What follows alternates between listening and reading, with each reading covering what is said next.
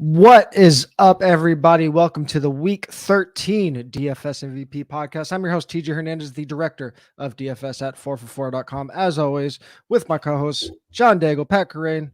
Boys, welcome to Week 13. Thanks. Yeah, it's kind of a crazy slate. This like there's huge chalk on this slate. Yep. I think the field kind of wants to go a lot of places I want to go, so I'm trying to scout out little side roads here. But it's a pretty interesting slate. I don't think the field wants to go where I want to go, so that's interesting. Good. I think the field's going to be forced to go in a lot of places that we wouldn't usually go. A 10-game slate. I believe it's our last 10-game slate of the season, unless we get one with some Saturday games in a few weeks. I'm not sure, but at least the last Bipocalypse week. So we'll run through it. We got not a lot of high-scoring games on the slate, but a couple high-scoring games. The bottom is really ugly, but the top of the projections could be fruitful. Kyren, as always, drops the walkthrough on Legendary Upside every Friday. We will save the cover boy for a little bit later in the podcast. But anything that you want to highlight from the walkthrough this week, Kyren?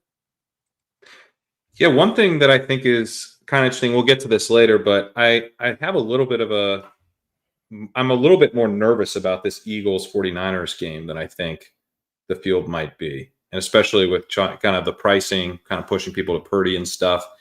The whole deal with Purdy is you try to get to him without pressure. And the Eagles pass rush is pretty good, and they don't blitz. Sorry, you try to get to him without blitzing. Try to get pressure without blitzing. The Eagles don't blitz.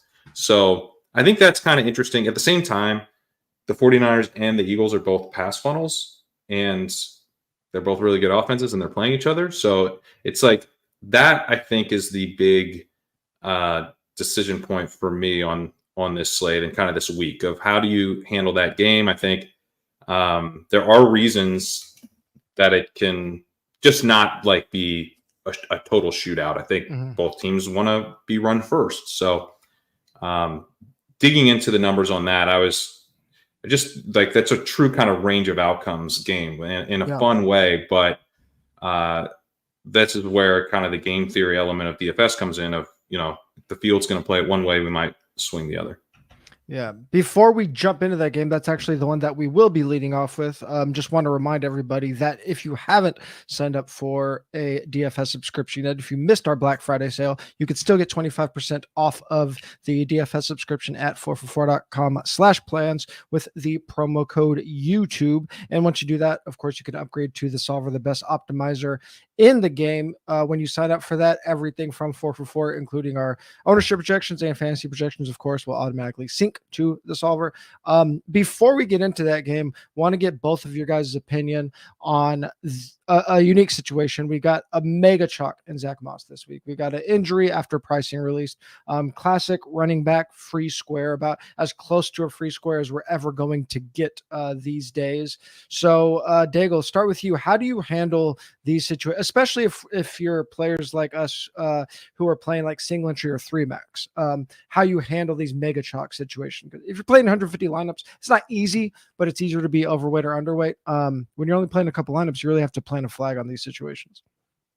Every situation is always different because everyone tries to talk about the player individually when that's not really the case. It's always about what it allows you to do in that particular slate.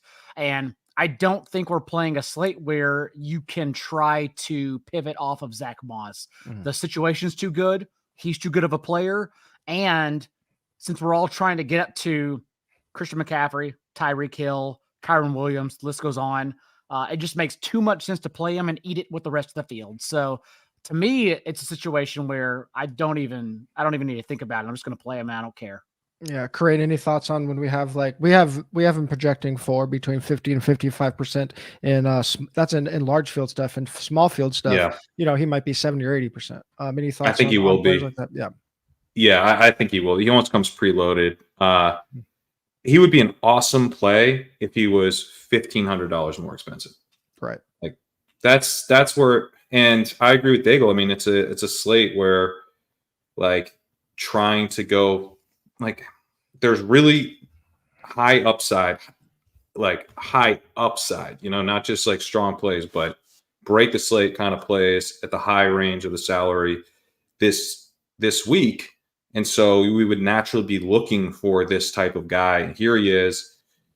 Moss has been awesome this year. The Colts are a run-heavy team.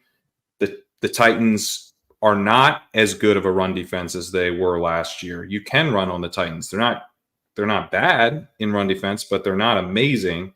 And I think Moss probably won't even be like a total zero passing with Taylor out. So I also think that the Colts will move the ball because the Titans stink in pass coverage. So this is they're going to want to tilt to the run, but they should be a productive offense here in this spot. So getting the running back attached is nice. And then it just ultimately comes down to, like, at 4,600, what does failure even look like? Failure feels hard. Yeah. At 4,600. Yeah, I mean, when we get down to the crux of what DFS is at its core, right, we're looking for the most value under a salary cap, and we get a $4,600 running back that has already proven that he's going to handle 90% of the backfield work, if not 100%, without Jonathan Taylor. You just kind of go with that. And I mean, again, yeah, in the Millie Maker, if you have 150 teams, if you want to have, 50 of them without Zack Moss, sure, when you need to be basically perfect. In a 100, 200 man field where, even if 80% of the field is using him or even more, we don't need a 99.9 percentile outcome to take down some of these smaller field things. So yeah, I'm not in the business of typically fading plays like this. So I'm sure that's a big question that a lot of people have. So just wanted to get that out of the way. Glad we're all in agreement on that, because I didn't want to get into any crazy conversation to start off the show. We saved those for the end for last minute Hail Marys. But as I mentioned, kicking it off with the Niners at the Eagles, that is the game with the highest total on the slate. Niners road favorites against the team with the best record in the league. So I'm sure that lifted a couple eyebrows there. But from a classic DFS slate standpoint, this is the 425 game. So we will get, especially on the Niners side, heavy chalk late, some late swap opportunity. I believe it's a 7-game early, 3-game late slate, which is not my favorite. But as we mentioned, Kyren, starting with the Niners side, because they are more affordable, because players like Purdy and Debo and Ayuk are projecting pretty well. They're probably gonna be way more popular than the Eagles, because the Eagles are just expensive, as we talked about last week. It's hard to heavily stack them. So with the Eagles being a pass funnel, and as you mentioned in the walkthrough, without them blitzing much but can still get pressure, how does this set up for all the big names on San Francisco? Obviously Purdy, but also can CMC blow up, and is there a pass catcher on the 49ers that stands out in this matchup? Yeah, I mean, I think the field kind of gravitating to CMC makes a ton of sense. Regardless of how this game goes, he's going to be involved in a big way.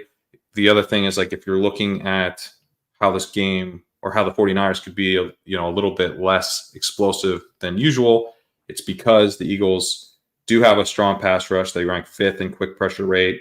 They rank 5th in ESPN's pass block win rate. They're 5th in PFF's pass rush grades. So I think they're going to be able to get to Purdy. They don't have to blitz. The 49ers have the highest blitz rate against. They get blitzed all the time because teams they're not willing to let Purdy sit back and pick them apart, because that really does not go well. But it's one of those things where the Eagles are very vulnerable on the back end. And so if they can't generate pressure sufficiently, they could give up some really big plays. One guy, so you could see this going a number of different ways, right? You could see CMC just racking up a ton of short catches. I could see Deebo Samuel being involved here as they try to get like the quick passing game going a bit more. But Brandon Ayuk also is kind of interesting. He has been their go-to guy when they aren't being blitzed. Mm-hmm. And so, he is kind of their more downfield wide receiver. And so if we're saying, what about a scenario where we know the Eagles aren't going to blitz, or they won't be blitzing as much as usual for 49ers defenses anyway. And what if the offensive line holds up pretty well? Then all of a sudden, Brandon Ayuk is in a really good matchup because you can get explosive pass plays on the Eagles. They rank 24th in preventing explosive passing plays. They're decent in the middle of the field, but not amazing. They don't take away the first read especially well. And so Ayuk definitely jumps out as kind of an interesting pivot piece in this game. He's expensive, but I don't think will be particularly popular. Yeah, that's what I was going to say. It's probably going to, it's not impossible, obviously, because we have the Zack Moss free square, because Purdy is relatively cheap, at least on DK. But on both sites, Ayuk is, I think, exactly $1,000 more on both sites. Oh no, $700 more on FanDuel, but than Debo. But Ayuk is significantly more expensive than Debo on both sites. So I think we probably do get a little bit of a suppressed ownership on Ayuk, even though this is kind of a game that I think on the surface people will want to be targeting. Just from the score. So I do like that call a lot, especially if it if Ayuk and CMC combos are hard to build together, it might be quite the leverage play if CMC doesn't go absolutely nuclear. Daigle, on the Philly side, as I mentioned, like these Philly players are always going to be relatively low because they are so expensive. But I mean, you talked about it on Team App yesterday. This target share is so concentrated, combined for 61% of the targets last week. Do we care that the Niners are first in schedule adjusted points allowed to quarterbacks, or do we continue with the somewhat matchup proof Jalen Hurts and ride some of this low ownership despite the high salaries? If you get to this game, I don't think you care, because this slate will then allow you to get Jalen Hurts at a low collective ownership with either AJ Brown or Devonta Smith. Dallas Goedert's now doubtful. And as you alluded to, it is Devonta Smith, who the last 2 games out of their bye without Goddard has a 33% target share. AJ Brown has a 25%. I prefer to get up to AJ Brown. But then again, if you pay up for Hurts and Brown, it still gets pretty tough, because then you're left probably playing Ayuk or Kittle, both who I love in this situation anyhow, over any other like 49er like McCaffrey, because he's too expensive to stack in that range. So yeah, I think it's totally fine. For that reason, I do think Hurts is the better tournament option, because no one's going to get there. Purdy's too cheap, and it's such a clean spot, and everyone's so aware of it, because like the Eagles defense just last week, not only do we have the 49ers on extended rest, but the Eagles defense was on the field for 93 plays against Buffalo in overtime. But they're just totally gassed. The Eagles are also just letting you do whatever the hell you want through the air. And here comes Purdy and Ayuk and Debo and Kittle. I would imagine that's the way everyone's going to attack it, given salaries too, since Purdy's too cheap for this spot. So yeah, I think Hurts is actually the better tournament option, but how you get there is the real question. I'm not sure just yet on Friday. Yeah, I'm gonna have to shake up some stuff in ownership. Some of the guys that we thought were gonna be pump plays look like they might not be available. Things like Chris Olave practicing could kill players like Juwan Johnson. So it's gonna be interesting to see how we fit some of these expensive players, because like Zack Moss by himself isn't gonna let us just play whoever we want. I think a lot of it is going to come down to like if we're fading Tyreek or CMC. I think that's probably going to be one of the biggest decision points of the week, because if you are playing Jalen or AJ Brown, you obviously can't play both of those guys. So I think getting that right is going to be a big part of this slate. Do you guys have like a take on CMC versus Tyreek straight up?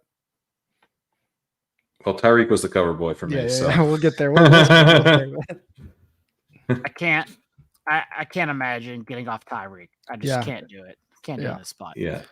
I mean, I do think like CMC is just an incredible play. I mean, and he's in a really, really strong spot. But the thing I like most about CMC in this matchup is that I feel very confident he's not going to fail. Yeah. But I don't feel like, is CMC going to go for like 40? You know, that's where I'm like, okay, I feel more confident betting against that than I do when I'm starting to look at Tyreek. That's like where it is for me. Just the pure ceiling with CMC feels a little more, it just feels a little harder for him to get there. Whereas I think his floor is not even like floor in the way that we normally talk about it, but just he's gonna be good. I think that's, like I said, that's going to be a big point this week. We'll get to the Tyreek stuff in a little bit. Cash game notes, Purdy and CMC popping a little bit more on DK, Purdy way more on DK than on FanDuel. CMC just a little bit more on DK with his salary on FanDuel. Kittle actually popping as their top FanDuel tight end value on 4for4, and then AJ Brown, of course, a high optimal rate on both sides. But again, getting to all those expensive guys, obviously not a given. Another game that I think is a very interesting pivot off of the 49ers and Eagles is Texans versus Broncos. This game is early. Texans favored by 3 at home with a total of 25.25, same exact total as the 49ers. Broncos 3-point underdogs, 22.25 total themselves. Daigle, let's start with the Texans side. We have some uncertainty on who's going to be healthy. It looks like Tank Dell could be playing, but Dalton Schultz may be trending towards not playing. So given Stroud's relatively high salary and the uncertainty of the players, I think a lot of people are going to be off this past game altogether, despite the high total. So is there anything that stands out to you besides if Tank Dell is healthy, he's the play, or is there somewhere else we can go in this offense this week? I think the better way to play it would honestly be Devin Singletary. I don't see how anyone gets here as a ceiling spot. And I know we're projecting, and it makes sense the way everyone's looking at the field for like Russell Wilson to be high rostered at his salary in this position, especially since the Texans secondary has fallen apart over the last month. Baker Mayfield, Joe Burrow, Trevor Lawrence all reached at least 8.6 yards per attempt against them. Trevor Lawrence was just the QB1 overall against them. So it's a good spot for Russell Wilson and whoever you want to stack with them. I get it. But the issue with getting to Russell Wilson, what I've been experiencing throughout the week, is that then you have to have him pushed. You have to have a run back. And to get there against this Broncos defense, they're no joke, man. Like, they turned it on since week 5. And they've had easy tests for sure. Like last week, everyone remembers them just putting their foot on the throat of Dorian Thompson-Robinson and PJ Walker, but they held Josh Allen to less than 200 passing yards and 2 picks. The Chiefs and Patrick Mahomes' first game, when he didn't have the flu, they only scored 8 points against them. Like, you really can't do anything against this Broncos defense is the issue. And I understand CJ Stroud has passed a lot of tests, but this is the toughest one since week 1 whenever Baltimore held him without a touchdown. So I don't want to get personally to the Texans passing game. And it's the Broncos front 7 that you still attack. And if that's the case, then it's still Devin Singletary, since Dameon Pierce proved to continue to be inefficient, while Singletary was the more explosive player last week. Not only that, but Singletary was their pass catching back too. 7 targets, had that 41-yard screen catch as well. So it's odd, but I think the best way to stack this game would be Russ, then Sutton or Judy, and Devin Singletary. Yeah, because interesting. Man, it's hard. It's just really hard. Even with Schultz out, everyone's going to play Brevin Jordan. I get it. I mean, he's a Stoneman tight end, whatever. I don't care. Play him if you want. Doesn't matter. So, yeah, man, it's just tough. It's really tough to get to this spot. I think it goes under. That's the thing. Like, because the Broncos don't want to play that way. The Broncos want to play defense and run the ball. That's why Javonte Williams is seeing over 15 carries per game out of their bye. That's not what they want to do. And if you let them do that, they'll just sink this clock the entire time. I'm worried about this game.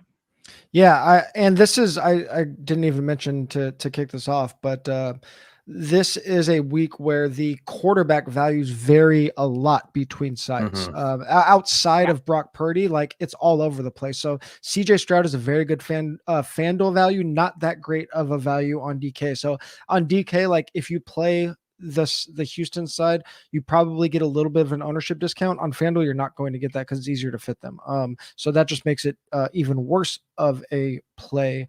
But on DK, it's expensive, and we have some other players we want to be paying up for, like Daigle said, for a true ceiling. Kyren, you mentioned this is kind of a strength for strength spot. We see the Broncos really wanting to lean on their running backs, but not sure they are going to be able to do that effective in this spot. But because it is such a weak running back slate, we probably end up seeing a lot of ownership on Javonte because there just are only like 5 or 6 obvious values at the position. Houston is 31st in schedule adjusted points to quarterback. So do you agree? Do you have any love for the Denver side of this game, or do you think it's kind of hesitation if they are super chalky? Yeah, I'm not really interested in playing any of the Denver pieces into chalk. I'm kind of happy to see that, Javonte Williams is going to be popular because he's got a 45% success rate per NFL Next Gen, which is awesome. He's running back 8 there. But he's not been particularly explosive. Even in recent weeks, he hasn't been super explosive. And he's going against a Texans run defense that's really good. So I agree with Daigle. Like, the way Denver wants to play this is run the ball, limit Russell Wilson's passing attempts, and use their defense to try to limit the Texans and play pretty conservatively. And then on the other side, there's concern that the Texans are still not going to play things all that aggressively. You can still run on Denver. So I think the Devin Singletary call is pretty interesting. He had a huge snap share still last week. I think he's kind of taken over that backfield. I do think there are some outcomes, though, where CJ Stroud just lights them up. I think Denver's definitely been way better since they were earlier in the season. But like an EPA per play and stuff and success rate, if you look, starting in week 6, they're still like middle of the pack. They're not. I don't think and so it's certainly possible that Denver's kind of gotten it to where this is like a really tough test. But I think it's also possible that they're like fine, and CJ Stroud is a superstar. And so if I'm going to get, especially as pass catchers, the tough thing is, I'm playing on DraftKings and he is so expensive. And it's like, man, am I going to pay $8,100 for CJ Stroud when Tua is $7,900? And so there's like other ways to go that I think with guys who have really high ceilings. But I do have a lot of interest in Texans pass catchers at low ownership. I think that's a really interesting way to kind of slot guys into lineups. I don't know that I'm going to go super overweight in terms of like really stacking it, because I do have concerns about this game when you've got two offenses that would probably prefer to play conservatively. But can there be some big plays downfield? I think there can. I think the Texans can have some success here.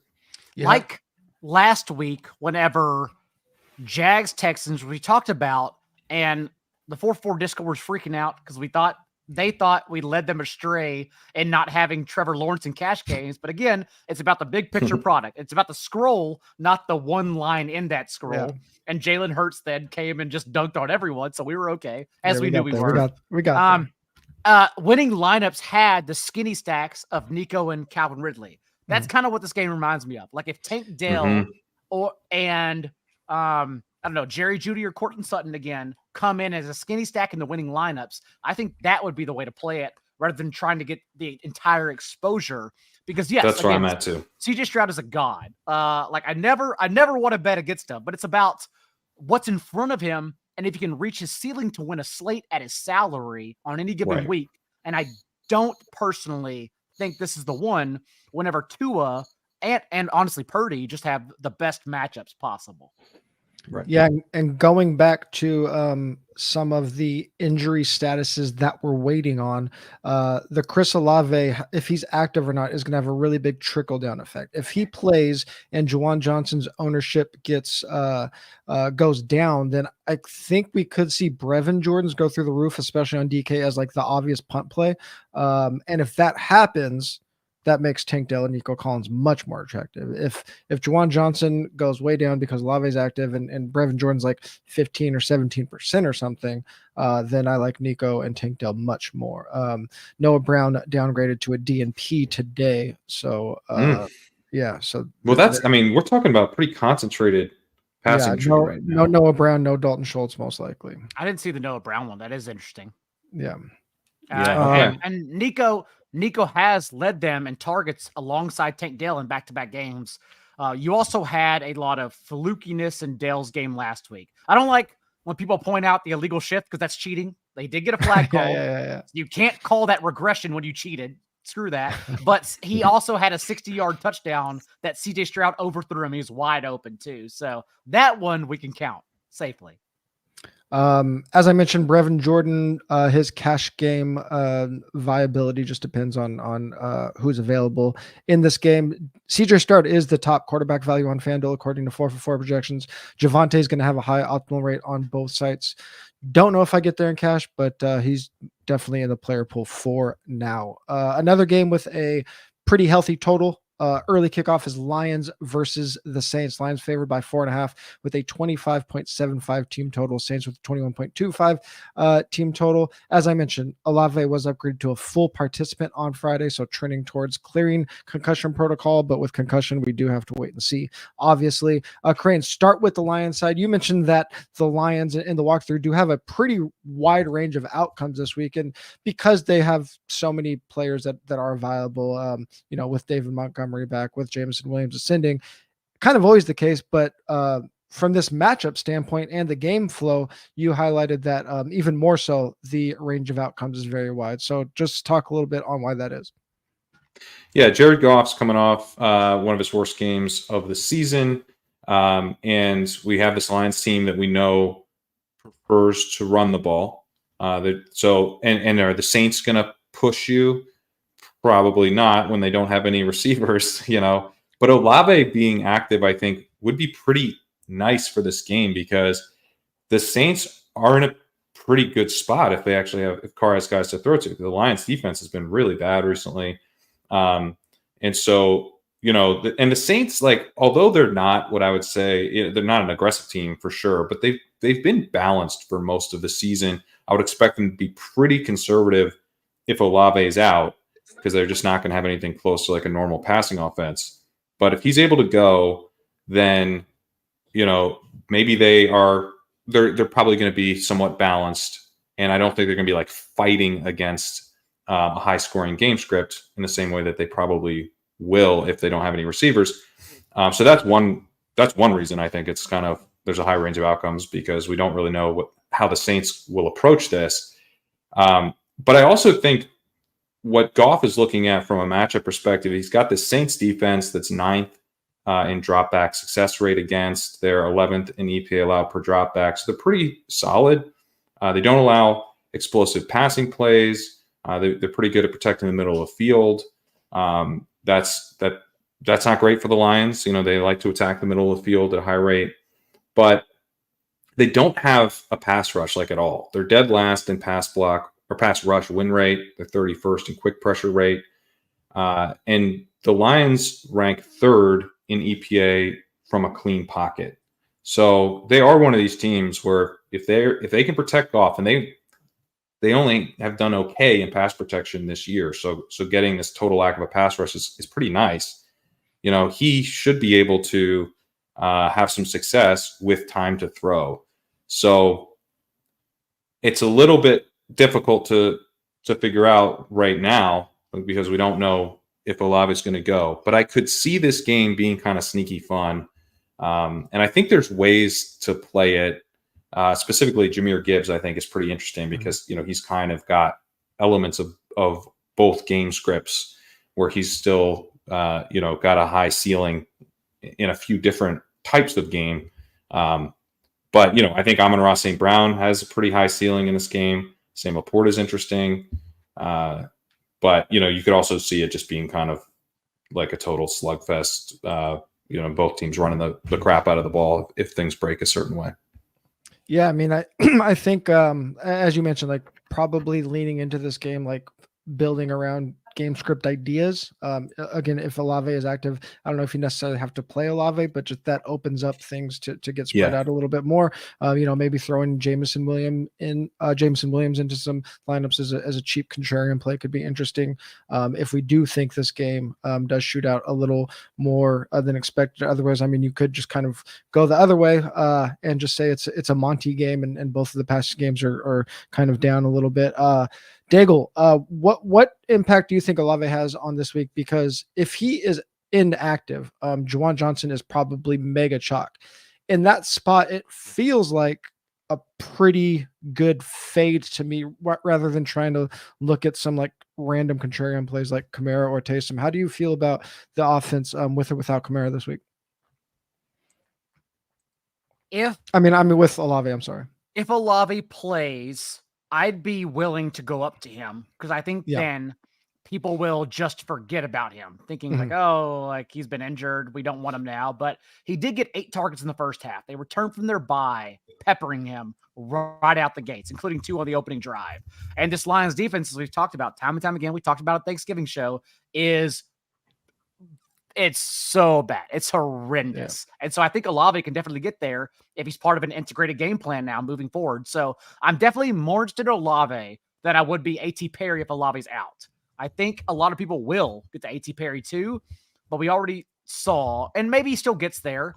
I think I'd still rather pivot in his range, like to Greg Dortch or something like that. Because one, everyone wants to play A.T. Perry. You can already see it coming from a mile away. And 2, yes, I think the answer would be Juwan Johnson. If that's the case, then I'd probably rather get to Brevin Jordan, since everyone also was only trying to play 2 tight ends in Jordan and Juwan Johnson this week. So it's really just going to come down to Sunday morning and who we get active. But I think the most interesting one would be Olave with Gibbs. My issue with Gibbs, if Olave's out, is that then he's still going to be overplayed. And if that's the case, like you said, I think Montgomery's the much better play because they've literally been splitting all the touches and carries out of their last 3 games out of the bye when Montgomery came back. And they have as many explosive runs. They've just mirrored one another in that element as well. And it only went to Gibbs, all the usage behind the scenes on Thanksgiving because Goff was so bad. He just had those early turnovers and they had no choice but to keep Gibbs out there. But if we think the Lions just run away and win by 2 scores, Montgomery's going to be out there the same, if not more, at 20% less ownership. So to me, it's kind of looking like a Montgomery and Lions game personally.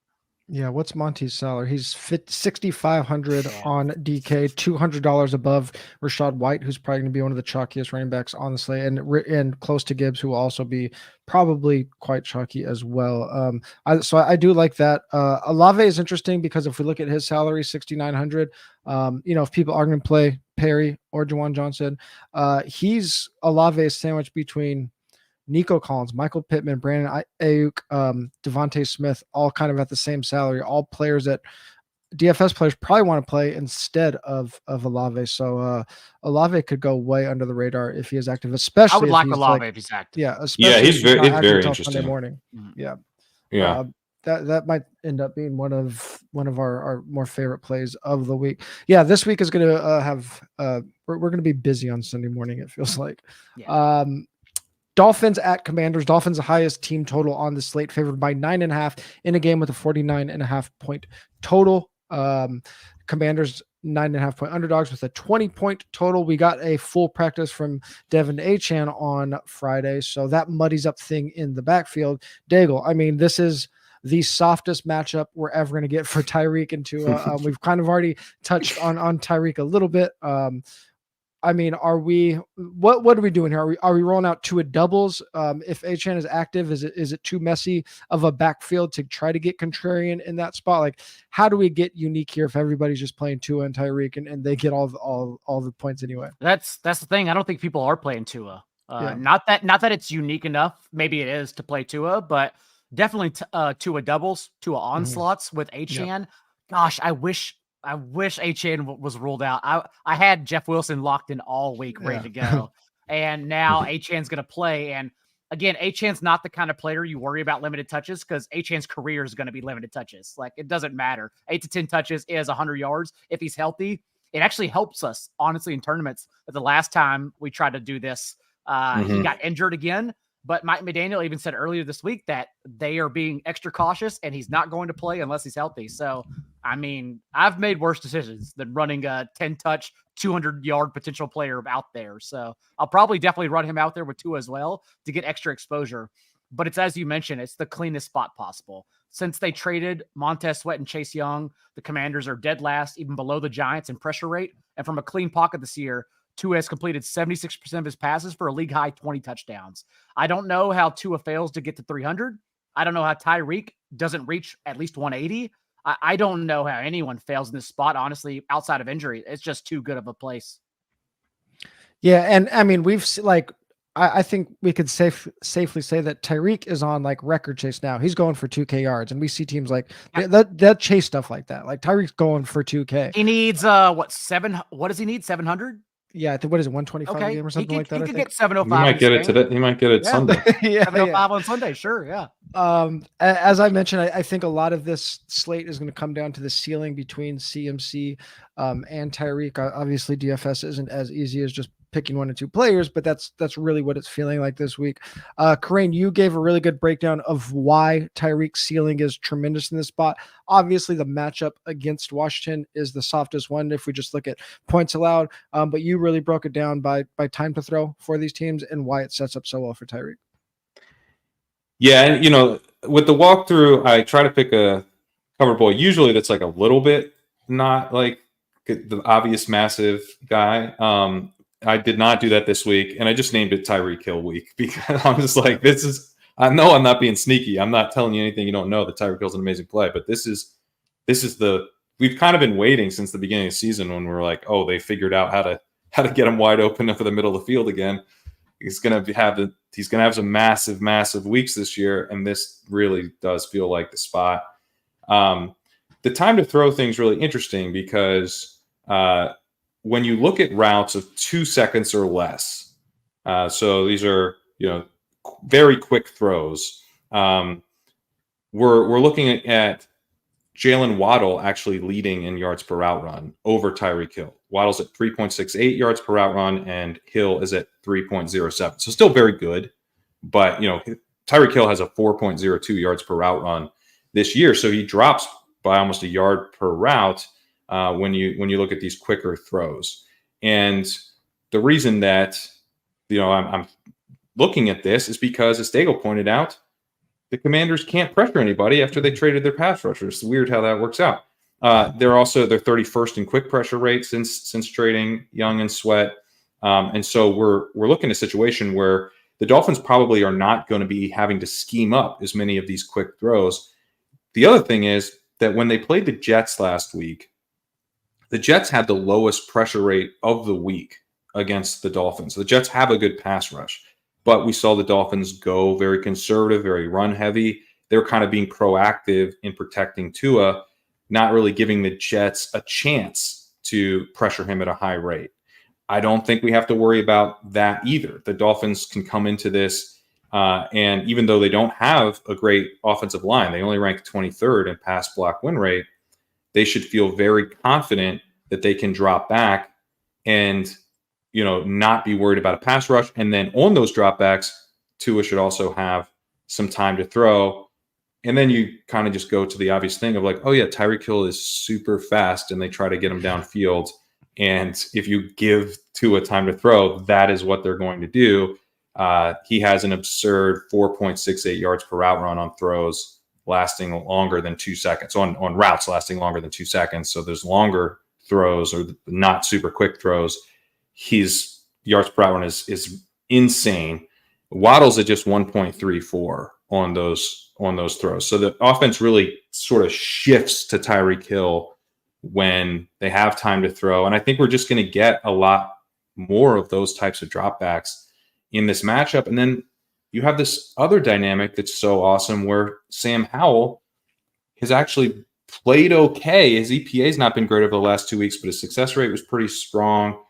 I think they're going to be doing, I think, more of the quick passing game stuff. And I think they will probably move the ball okay. We know they're going to pass a ton. I don't know if they'll like really push the Dolphins, but they're not going to roll over.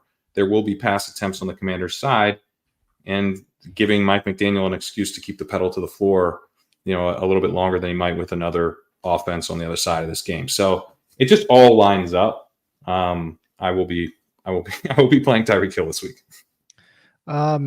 Any interest in playing Howell as a correlation play with Tyreek and a pivot off of Brock Purdy? I do have some interest, but I think it depends a little bit on like what happens with these other cheap tight ends, because I think Logan Thomas is interesting, but he's not like an amazing play. And I don't, if everyone's rolling out Johnson and I've got Thomas, I don't know that I'm winning that. And I'm like, am I just kind of, I don't know that it just doesn't feel like it's necessarily an awesome play, but it takes care of tight end. And I do think the idea of going Howell and Howell holding up against a tough matchup, but one that probably will let him have underneath throws to Thomas and Curtis Samuel, I think is also kind of interesting as a cheap stacking partner. And then you bring Tyreek back. So I do think I want to play this as mostly the Tyreek goes absolutely nuclear game. One way to do that is just to let Tua come along for the ride there, but another way is to play it from the Howell side and use Tyreek as a bring back. So I have some interest. The Washington pieces don't jump out to me. Yeah. I would just say, and again, I'm playing them. I'm playing the both of my cores, so I don't care. I'm going to get unique around them and diversify. But remember, everyone listening, Zack Moss and Tyreek Hill, your lineup is at 80%. Congratulations. Join the rest of us. Like we talked about Moss chalk, Tyreek Hill's the same thing. Not to that extent, but everyone knows he's the best play on the slate. Yeah, CMC I think helps. Because you're not playing both, so that helps kind of keep Tyreek not like moderate, but he won't. The combination of Moss and Tyreek will only be half the field. And then if you're trying to like also then bring along Juwan Johnson or Brevin Jordan, all of a sudden here we are at 110, and it's like you probably didn't win. You can, depending on how unique you get around that. That's why I say it to be wary. Yeah, I do think one on the Logan Thomas point. If Chris Olave plays, I could see Logan Thomas being more popular than Juwan Johnson at basically the same salary, just because people are going to play Tyreek and play Dolphins and look for correlation in this game. Two, on that ownership front, I completely agree with you, Dago. You have to be, if you are playing those combos, you have to be crazy cognizant of having something to differentiate your lineup somewhere in the lineup. I will say that if you are using an optimizer, maybe you set your max ownership a little bit higher than you usually do, because the slate is so condensed. There's so many players that are that are going to draw double-digit ownership, that like if you usually set it, I don't know, say like you usually set it to 125% max ownership, I think maybe you could set it to like 135, 140, and you still want to put in some settings where you have some single-digit on players, obviously, but there's just going to be fewer single-digit on players because there's fewer usable players on this slate. I mean, go back to last week, and even though the slate was bigger, I wish we would have thought it through a little bit more, because use Kyren Williams for an example. We liked him as a contrarian play. He was still a tier below the most popular running backs, but came in at like 18 or 19%. On the slate, there weren't that many good running backs. We kept saying how it was a bad running back slate. So it kind of made sense that he came in that high, but like relative to other running backs, it wasn't like a killer ownership high. So there's going to be some players like that. It became more obvious once we realized Sunday morning in the chat, we talked about it.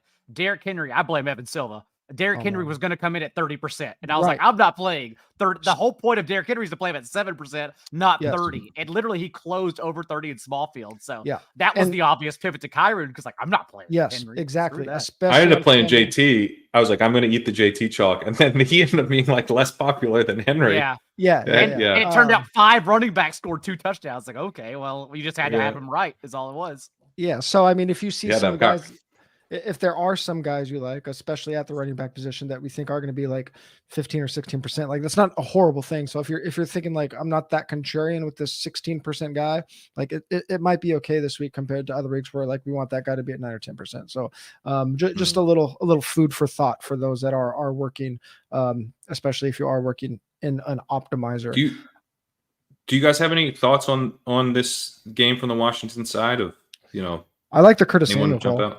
Curtis Samuel, I think he's I'm quite shocked, actually. I expected everyone to eventually get to Dolphins Curtis Samuel, and no one's getting to Curtis Samuel in early projections, and I am shocked about it. Like, I mean, Terry's still popping in optimizers. That's a problem. I mean, how are we still doing this? I mean, I'm not, but optimizer clickers are going to land there, and they're going to land on Logan Thomas too, because he's just going to fit. This is also why we're having such a great cash year, because everyone is not even thinking for themselves anymore. They're waking up, hitting an optimizer, and they're telling us their cards they're going to show us. It's like, I can beat that. That's no problem. If you want to run Joe Mixon out there, Joe Mixon's never going to get there, so that's totally fine. But for Curtis Samuel, the Commanders are trying to take him off the field, but they can't. And it's another spot like the Cowboys where they can't, because it's not only a pass rush, and maybe Jalen Phillips' injury changes a little bit, but since they got Jalen Ramsey back, the Dolphins are 6th in pressure rate as well. They're creating pressure through their coverage and Christian Wilkins. And the way Sam Howell's getting rid of the ball to continue avoiding sacks at still a high rate, but a significantly lesser rate than the past, was dumping it off. And Curtis Samuel, even last week against Dallas, saw 67% of his targets within 9 yards of the line of scrimmage. So being 9.5-point home underdogs and thinking their Dolphins are just going to drown them early, it does seem like a great game script yet again, where the Commanders have no choice but to get rid of it to Curtis Samuel a negative game script. It just makes too much sense on this slate. Yeah, I like that call. Nice. Yeah, the only player that's just like the obvious cash game value, not surprisingly, Tyreek Hill in this game. I'm trying to, especially on, I think on both sides, I haven't built on FanDuel yet, but trying to get Tyreek and CMC in there together with Zack Moss and cash games. But more on that on Sunday morning. We usually go 5 or 6 games deep here. I mean, it really does fall off a cliff in terms of like game viability. There are interesting plays. Obviously, Zack Moss is going to be very chalky. And I think Michael Pittman and Josh Downs both get ownership. I mean, there's a couple Browns players popping as values. Like, I just don't know how I roll that out in cash with Flacco playing. Steelers against the Cardinals, bad defense, like could be interesting, but the total's low there. Patriots and Chargers, Tampa Bay, Carolina, like there's some one-off plays that are popping as values, but I mean, the games are ugly. So I'm just going to kind of lob it to you guys and see what you think about it, because as we've already mentioned multiple times, like a lot is just going to be really condensed on a few games and the one-off players in the games we haven't talked about. So does anything else stand out to you, Daigle, from the other games? You hinted at Steelers Cardinals, and I do think enough pieces in that game are interesting and allow us to spend up for, like, even if we don't play Tua, Dolphins doubles. It's like, I'm going to bring along the touchdown equity. I can see myself already to diversify around Tyreek playing at least 2 Dolphins, whether it be Tyreek and Waddle without Tua or Tyreek and Achane, whether I bring Tua along regardless. But I think Kenny Pickett is in an amazing spot, because it doesn't matter whether the Steelers corrected anything when you're playing the 2 worst defenses in the league. The same reason Devin Singletary popped for 2 weeks in a row was because he played the Bengals and Cardinals. And then last week, Bobby Slowick tried to get away with it again, running Devin Singletary early on the first quarter. And guess what? You couldn't do it, because that's not how it works. That's not how matchups work. And the Steelers are once again in the same spot. They took care of job against the Bengals. Kenny Pickett went 24 of 27 from a clean pocket. And the Cardinals are getting a lower pressure rate than the Bengals. Like, dude, the Pickett and Steelers offense are in the perfect spot possible. It's just a matter of how you want to play it. Maybe it is getting to Pickett, which I'm very open to on this slate. Maybe it is like either Najee Harris or Jaylen Warren. Maybe it's Deontay Johnson. I don't know. But either way, they're all in the perfect spot to yet again do very well, because their salaries are also priced as if they're against a tough defense. That's not the case whatsoever. So I like the Steelers side quite a bit, and running it back with either Trey McBride or Greg Dortch here. Trey McBride, we talked about this last week. His salary is now in the position where you can fade him and be comfortable with it. Previously, it was under 4K. The usage was too good. Now it's whatever. Like, if you don't want to get to him because he's too high priced, totally understand.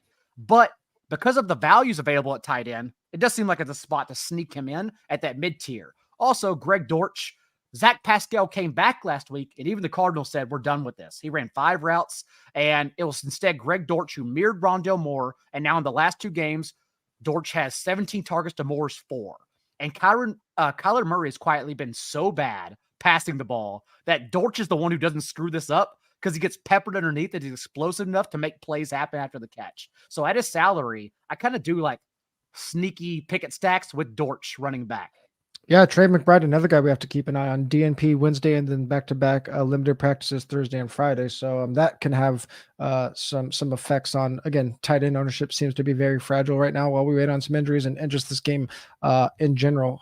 I like those calls a lot. I would like to see, again, after everything like kind of settles down, where Jaylen Warren comes in at. A lot of people wanted to play him last week. I mean, again, there's not a lot of running back. There's going to be some guys that I think are higher than expected. I think there's going to be more 3 running back lineups than we are used to because Zack Moss opens up so much salary. We usually see about 30% running back in the flex on DK. I think that could be closer to like 50 this week. So it'll be interesting to see where Jaylen Warren lands at, because if we can get him at like 15%, I like that play a lot. If he comes in at 23, 24%, not so much. And if you want to spend down at quarterback, you can play him with Kenny Pickett. Like that. That's true. Yeah. One thing on this game. So Marquise Brown has been DNP all week.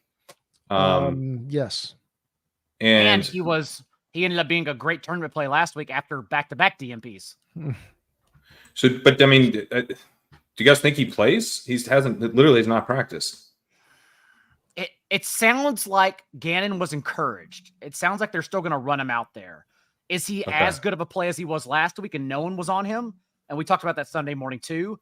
I don't know. But the Steelers defense also is like, dude, it's all schedule based because this Steelers defense is still pretty bad. Minkah Fitzpatrick is coming back, but even when Fitzpatrick was available through week 8, they were allowing the 7th highest rate of explosive passes. That's what annoys me and gets you back to Kyler, because he's literally 32nd in completion rate, 10 yards downfield since he returned. He's only been getting by on rushing touchdowns. And when the bottom falls out on that, you're looking at like a QB 15 on the week. So I'm a little worried. And he's too expensive. But I like the Dortch play, and I like I like McBride. I think he's not going to be sneaky, but there's a bunch of other places that people are going to want to go at tight end this week. And, I don't think it's going to be hard for him to become mega chalk like he's been, several times this season. And it's about the collective pool. So, like, if Kenny Pickett gets there, and I don't even think it's 300 that he needs to get there. If he gets to 250 and 3, which is very much possible, and it's Jaylen Warren and Deontay Johnson or Greg Dortch, that is enough low salary to where then you can get to Tyreek, Brandon Ayuk, Christian McCaffrey, Jalen Waddle. You get to 2 or 3 of those guys. That's the whole point of Kenny Pickett. Yeah, that's 5,100 Kenny Pickett is pretty damn interesting. One thing I'll say is, like, we have some high stakes teams that need quarterbacks, and like we tried to get Pickett in some spots and we're outbid. We're like picking Pickett up to play him for like Josh Allen teams or Lamar Jackson team, whatever. Like we got to fill in. Pickett's looking pretty appealing in those spots, and so sometimes like thinking across formats can be helpful. The blocker right now in DFS, at least on Friday afternoon, as we all know, these things change in 48 hours. But the blocker right now, I think everyone would rather play Russell Wilson, personally. Yeah, I think people want to play Russ in cash games to spin down. And if that's the case, I think we can still sneak Pickett in here, at least on Friday. Yeah, I mean, if everybody is playing, Russell Wilson and Brock Purdy, it's not like we're like dodging these huge ceiling games from the expensive guys at like 20%. Like a lot of these, Tua and Jalen, their salaries are going to be pretty restrictive. So like, it's not like we need Kenny Pickett to go for 350 and 3, 250 and 3. And I shouldn't be selling you just on pick. I'm trying to sell you Steelers pieces to get to wherever else you want to go in life. Yes. And I'm into this. I actually have a couple of pieces from this game picked out as my favorite plays, but that, like, the way I think is most interesting to me is to go Warren and then McBride Dortch, and you kind of get the cheap pieces. You get tight end taken care of in a way that's not going to be as chalky as it has been to play McBride, and you also keep quarterback open on a slate where I do think there is some ceiling at quarterback. So, I mean, Pickett's certainly in play, but I was wondering if you were going to mention Freiermuth with the Pickett, because I mean, who are you bringing along with Pickett other than Warren? And Freiermuth played a lot and got a lot of opportunity last week. Yeah, Deontay Johnson's target share held up, and he dropped a touchdown. I understand he put out a Hall of Fame lowlight reel after the game, basically not trying. He also stood up and apologized. That was so good, man. Dude, it was crazy. That was a grown ass man trying to feed his family, not trying, like publicly not trying. It's crazy when we see those this time. He was strolling. I've never seen NFL players those stroll. situations always pop up this time of the year, though, where like teams are said they're quitting. Deontay Johnson literally quit last week on his team, but when he stood up in the locker room in front of everyone, we got to double check him. He apologized. He also dropped the touchdown. So the process was right behind the scenes. He's so cheap on both sides. I can see myself going back. Again, I can see myself tacking along Jaylen Warren or Najee Harris, because the problem is Jaylen Warren doesn't have a touchdown inside the 10-yard line, because that's Najee Harris's role. So although he's more explosive and we got what we wanted, and Warren out touching Najee Harris last week, it still needs to be done outside the 10, which is possible with a catch from Pickett. And then also, like, I'm trying to step back and make sure I'm not just tacking on a recency bias. Like a couple weeks ago, whenever naked Purdy took down Millie Makers, I kind of think naked Pickett also makes sense. If we can't get it right, but we think he has a chance to get there and he allows us to spend up, I'm open to that suggestion too. Interesting. That would be 3 weeks in a row of a naked quarterback taking down the Millie. Naked Josh Allen took it down last week. So I'm open to it. Kyren, do any of these other games do anything for you? I did just want to mention Tampa Bay, Carolina, because, Tampa Bay is obviously such a bad pass defense that Adam Thielen is kind of interesting to me. I mean, he's in the mix, and, we've got this change in play caller and head coach. Now that Frank Reich's gone, Thomas Brown was more aggressive in his 3 games, and I thought smarter. Like he pivoted to the run against the Colts. So that's kind of what you do. He avoided the Bears' run defense, avoided the Texans' run defense, and was pretty aggressive in those games. Bryce Young, I don't have much faith in, but I kind of think this is a pretty interesting spot for Adam Thielen, and he's not super, super expensive anymore. So, I want to mention him. Mike Evans, also on the other side of this game, is a little interesting. I probably don't end up going there, but he's in a pretty good spot. But, Rachaad White, if I'm going to do it, I would probably bring Thielen back on it and just do like a little mini that way.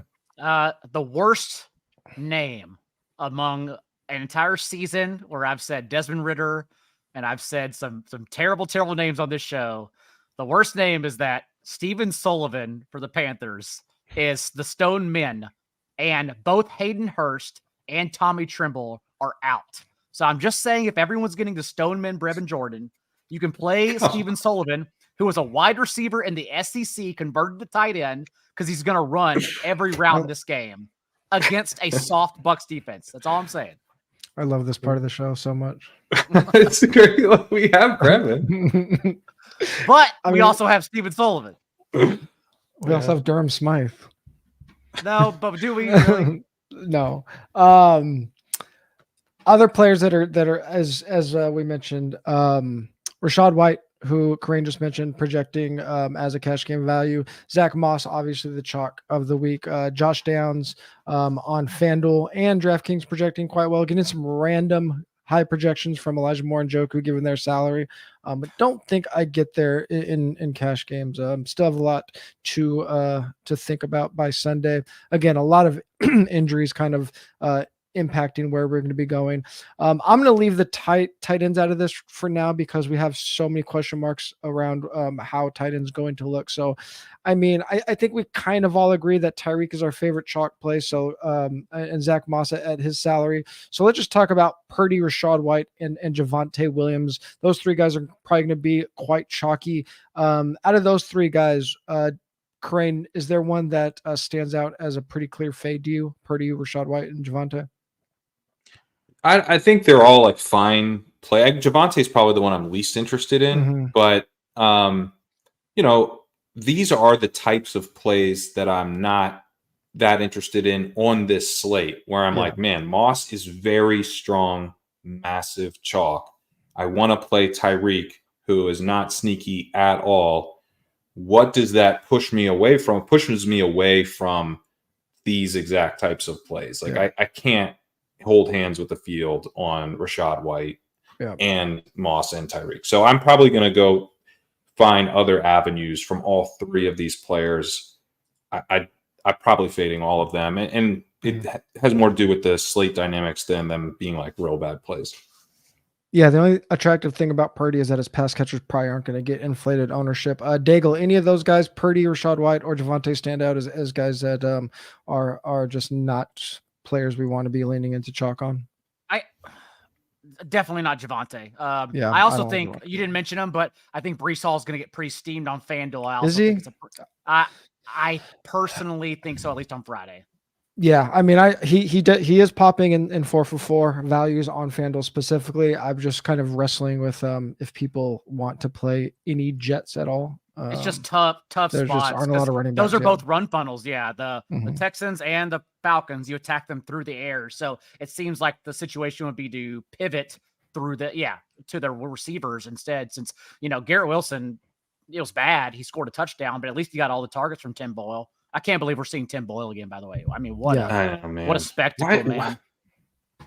We knew we were going to get to this point, and like you could have traded for Josh Dobbs. You could have signed anyone. Why? I want to know what's going on with Trevor Siemian. Like Trevor Siemian had to cuckold someone or something because, like, dude, he's not playing at all. Like, what happened to him behind the scenes? We saw Tim Boyle for one game. That wasn't enough. What happened? I don't know. Well, we won't. I just left PJ speechless. He's moving. We won't be having any Jets outside of maybe Breece on FanDuel that we'll be talking about. So you guys don't have to worry about that with our favorite players this week. Before we get to our favorite players of the week, I just want to remind everybody about Prize Picks. Prize Picks is daily fantasy sports made easy.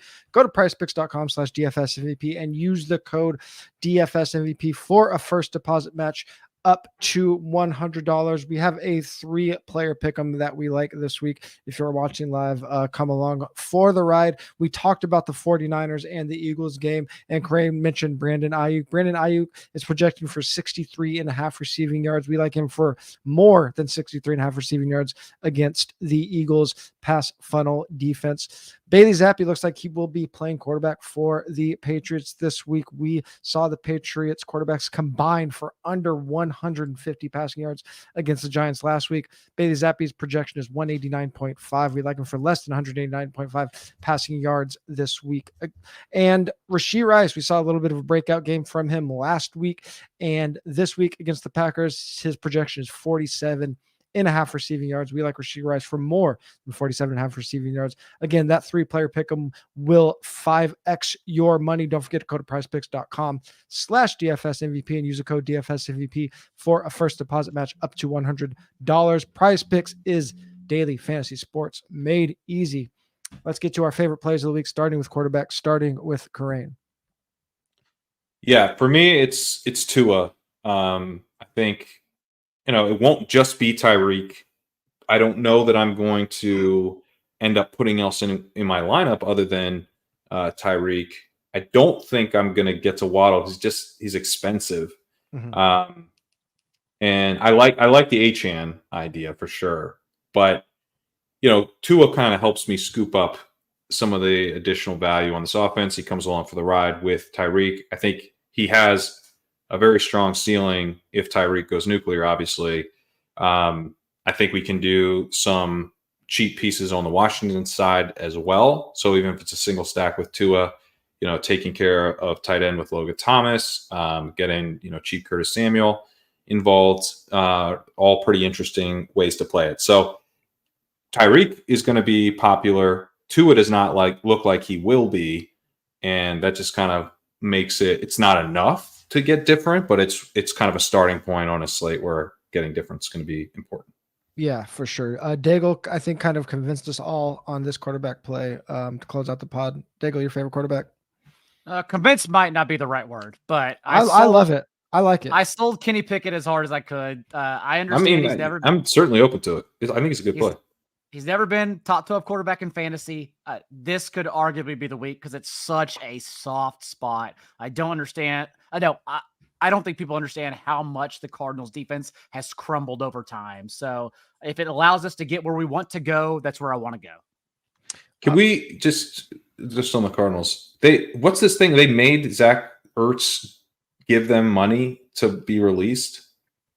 crazy. I didn't get it. Like he had to forfeit a game check or something. He had to forfeit a game check in order to be released because they're that petty. Is that what? Okay, I mean, yeah. Then he'll sign. He's going to sign with the Eagles. It just makes too much sense. He said both. Right. He wants a Super Bowl contender. They're also banged up at that position, have no depth there as well. So he'll sign there. He'll be a better player on the field than in fantasy. Maybe we use him like in a 2-game slate in the playoffs. Super Bowl showdown winner Zach Ertz. Brock Purdy is the cash game quarterback, especially on DK. Top value there. He's the only quarterback that's a top 3 quarterback value on both sites, according to 4for4 projections. As I mentioned, quarterback value is very spread out between the sites this week, but Brock Purdy stands out as the best value. Going on to running back, Daigle. We have not talked about this game much. Last week's hero is in a tough matchup this week and probably goes under-owned again. I definitely think Kyren Williams checks in under-owned because he's going to be between Jahmyr Gibbs and Christian McCaffrey, maybe even Alvin Kamara. And I don't think anyone will get there with Zack Moss when it's going to come down to the Browns injury report. But if everyone is as banged up as they were last week, like the Browns aren't even an intimidating defense. Kyren Williams can have his way here. Matthew Stafford can have his way here too, because we're waiting on Myles Garrett, who was DMP throughout the week. Jordan Elliott, I believe, is going to play, and Denzel Ward's also out. This is not the same unit whatsoever that everyone has trembled against. So if we get the right injuries to fall our way, Kyren Williams is going to have the same ceiling, and no one's going to play him whatsoever. I would like to be on him. Yeah, definitely a good way to get unique there. 7,200 on DK. Obviously going to be tough to fit him with the expensive pieces, but if you're not playing CMC, you could probably fit Kyren in with Tyreek pretty comfortably. Kyren, which running back do you like this week? I'm into Jaylen Warren, 5,400. Everyone kind of ran over and ended up, he kind of was like a steamy guy last week with people getting excited about the offensive coordinator change. It's worked a couple times to just go back to that guy, right? We had the Deontay Foreman. Sure. You just play it the week later. You had Devin Singletary, just play it a week later. Jaylen Warren kind of sets up similarly where, I don't think will be quite as popular. Now, it is possible that he ends up, the same dynamic happens. And I would just note, I don't think it's crazy to play Najee at 5,200. No, not at all. If Warren ends up being really popular, because then you would have leverage, like direct leverage off of a chalk running back. And Najee kind of offers you some of the same things in opening up salary, and he kind of also is leverage off of Javonte at a similar salary. So, yeah, I think the Steelers are going to have success running the ball this week. Last week, whenever we talked, I was open to Jaylen Warren, but then it became by Sunday morning that we were going to lose one, if not two, of the mid 6K running backs. And we did end up losing in the shuffle Kyren Williams and Bijan Robinson. So I knew I wanted to be on at least one of those. And I happened to get lucky and get on Kyren. But the real play was taking one of the high roster 2 touchdown guys and Taylor or Derrick Henry, and then also having both of Bijan and Kyren. And so this week, I think both Najee, to your point, and Warren make sense because I don't think people are going to get there among the other mid-tier guys, whereas last week people did get there. Yeah, I mean, Jaylen Warren is $300 less than Javonte, so probably not getting way out of hand for Jaylen Warren, especially with Zack Moss taking up 55% of the running back ownership. So there probably just isn't a lot of room for him to get like to 25%, which is a good thing for us. As we mentioned all podcasts, Zack Moss is the cash game running back of the week. Plug him in, don't think about it, build around him, and go from there. Kyren, your wide receiver play. Nico Collins. I think, as I mentioned, I am interested in Texans pass catchers as part of, kind of a skinnier approach to this game. But when you look at, when I look at the Texans pass catchers just purely from a talent standpoint, I'm most interested in Tank Dell. But I do think that this matchup sets probably a little better for Nico Collins, who is there over the middle of the field splash zone guy, and the Broncos have not been that great at defending the deep middle of the field. And I also think if we're looking for, some big plays, if we're worried about overall play volume, Nico makes a lot of sense. Dell does as well, but Nico's cheaper. Of the two, I would be more surprised if Nico got a lot of steam. I think kind of everyone is more excited about Dell at this point. Yeah. So I feel confident, right? I think on this slate, we probably want to be have a high level of confidence in the guys that if we are going to make a stand on someone being a single digit play, we'd really like them to come in at single digits. I think Nico is one of those guys for me where I'm no one's going to flock to Nico here. So, yeah, I think just he's in a pretty good spot, and I get to bet on CJ Stroud, and I get to do it at low ownership. Yep, we talked about skinnies in that game. If you skinny Nico with a Denver pass catcher, you're getting leverage off of Javonte with that Denver pass catcher, so that makes it a great play there. As we mentioned, just keep an eye on actives and inactives for a couple of the games, including the Texans pass catchers. Daigle, we already got a little bit of New England talk out of you. Give us some more with Pop Douglas out. I didn't know we got New England talk. Also, you're confused when you saw this name of the show sheet because Tyquan Thornton is going to be in my large field pool as we look for minimum plays. Pop Douglas not expecting to play, didn't practice all week in the concussion protocol. And last week we saw whenever Pop Douglas left the field, it was Bailey Zappi under center, and Zappi targeted Thornton on 5 of his 9 pass attempts. There's nowhere else to go. It is only Tyquan Thornton, Devontae Parker. So we are waiting out the Ezekiel Elliott injury news, who's questionable, expecting him to play for Ramondre Stevenson. And we're waiting out the news at wide receiver because it's a Chargers defense that we're not scared of whatsoever. So one of the Patriots players I truly think can get there. Why not spend all the way down for Tyquan Thornton? 3K. I mean, what do we need out of a 3K player on this slide? Literally all the way down. Yeah. I mean, if we get, 7 catches for 80 yards from a 3K player, that's pretty damn good, huh? That seems pretty good. Yeah. As I've already mentioned, I'm trying to get to CMC and Tyreek in cash games, but prioritizing Tyreek a little bit more. Tyreek is the player we've been talking about all slate. He is my cash game wide receiver of the week. Probably no surprise there. Daigle, I had a feeling this player was going to come up some point in the podcast. You're tight end. The pivot, obviously, if everyone's going to Juwan Johnson, would be spinning up for Taysom Hill, who, we're pitting all these targets to Juwan Johnson, but it's going to be the same thing, man. They're just going to go back to Taysom for all the carries and just so many different ways to use him against a very bad defense. You talk about tight ends with a ceiling. Obviously, he can carry a ceiling in this spot against a miserable defense. So, yeah, I just think naturally, logically, getting up to Taysom as the ultimate pivot and edge off of Juwan Johnson, if you have the salary, makes a lot of sense. Interesting. Tight end for you, Kyren? So I feel like there's just so many moving parts at tight end, and I've changed in the show sheet 8 times where I was going to go here. I think it's one of those things where I like the Brevin Jordan play. If everyone's going to the Brevin Jordan play, I like it a lot less. I think, and that could happen if we lose Juwan Johnson, right? If Chris Olave goes, and if Tank Dell is reported not to be at full health or whatever, all of a sudden Brevin would start to look super appealing. Noah Brown's out, or, there's ways where all of a sudden he's really chalky. If he starts to look really chalky, I like Trey McBride. I think Trey McBride is a really strong play. If he's not going to get steamed up. And Logan Thomas is also a guy that I kind of feel similar. He's kind of in the mix for me where I want to be somewhere that everyone else isn't on one tight end in this slate. And it's just hard for me to know where that is right now, but that's going to be my goal. Yeah, I mean, outside of Trey McBride, you could poke huge holes in every tight end's game this week. So there's almost no reason to be leaning into chalk in tournaments at the position this week. Again, a lot to be determined leading up to kickoff. Same with cash games. It's going to depend a lot on if Olave plays or not, obviously, but it's going to be either Juwan Johnson or Brevin Jordan in cash games. Still TBD to that, though, because of injuries. DSTs, Kyren.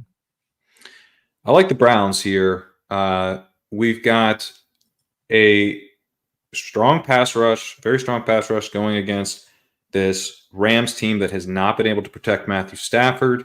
We all feel a little bit better about the Rams after they just beat up on the Cardinals, but I think this could be a rude awakening with Stafford, just being under pressure throughout. Now, the Rams have gone very conservative. They're well aware of this problem, and they will try to run the ball. The Browns are a run funnel. You got to worry about pass attempts against here. But maybe Flacco can actually help us out, keep the Browns, on schedule a little bit on offense, enough to where the Rams can't just play ultra conservatively the way the Broncos did against the Browns. So it just comes down to, can they get these Rams to pass on them? Because I think they're really going to struggle to protect Stafford here. Daigle, DST. I'm actually stunned. You left me speechless for the first time in my life that Falcons are going to be the cash game play. I really thought we were going to try to sneak the Falcons in here, but I guess not. So my pivot, by the way, it's a very hard week to find a cheap defense. Usually I can get there by just saying logically, this quarterback hasn't performed up to par despite people liking him. But even like the Browns and Texans are expensive defenses, so I can't get there. So I think the cheapest, most logical one is the Lions, because again, the Saints defense at full strength may not get there anyways because they're so bad. But with no one out there, if Olave is absent, dude, like the Lions, again, it's probably like an alt bet game for the Lions where they win by double-digit points. Like, it's not pretty for New Orleans right now, both on the offensive and defensive side of the ball. So Lions defense to me is an obvious one. Yeah, it's not auto click on the Falcons at 3,400, but they are projecting as our top. They're value. my favorite. They're my favorite play of the whole week. We talked about Tim Boyle in there. If you could get to that 3,400 price tag against the Jets in cash, definitely want to do that. As we mentioned, a lot to be determined this week. It's going to be a very busy. Did you have one more thing, Daigle? No, I'll scratch my beard. All right. Well, very, very busy. Injury week going down to the wire on Sunday. So if you aren't in the Discord yet, make sure you get in the 444 Discord. Use that promo code 25 for 25% off. The code is YouTube, 25% off at 444.com/plans. Links to everything in the YouTube description, links to Legendary Upside to sign up for the 444 DFS plan and to upgrade to the solver.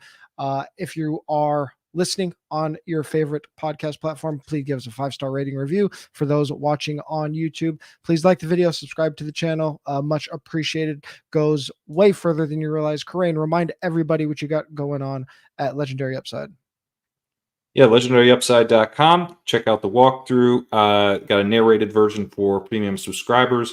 I also have, for anyone interested in the playoff best ball tournaments that are rolling out now, going to be doing content on that. Going to be doing a version of rankings for that. And so check out the Legendary Upside podcast feed wherever you get your podcast. I'll be doing a kind of a intro pod on what we're doing / how we're attacking those formats on Monday. What is a version of rankings compared to just rankings?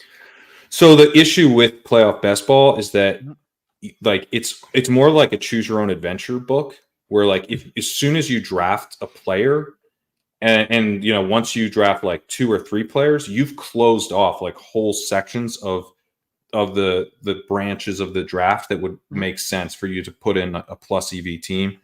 And so you really can't just be like, oh, this guy like fell, a bunch, so I'm gonna draft him. It's like, well, that team is very unlikely to be alive with the other teams that you have by the time you get to the conference championship game, when you need to have enough live players to really have a chance to finish, to advance, and then have enough players in the Super Bowl to take down the whole thing. So it's a different type of format than traditional best ball, traditional fantasy for sure. So the rankings what I'm trying to get to is a sort of a dynamic way of doing this, where it'd be more of a ranking based tool. And I'm still working on exactly what that looks like, but that's kind of what we're trying to get to. I haven't begun my edges just yet. I haven't drafted just yet for playoff best ball. But just like last year, I know it's a totally different game. I think this year, my two things I would go into would be fading the Bills, because I don't think they're going to make the postseason. Yeah. It's too tough. And they've been overdrafted for weeks in these. Yeah. And finding out who the number 6 seed in the NFC will be. Because if you can get that right, the Lions are paper tigers and hosting a home game. Nah, get out of here. Like, they're getting knocked out first round. I love it.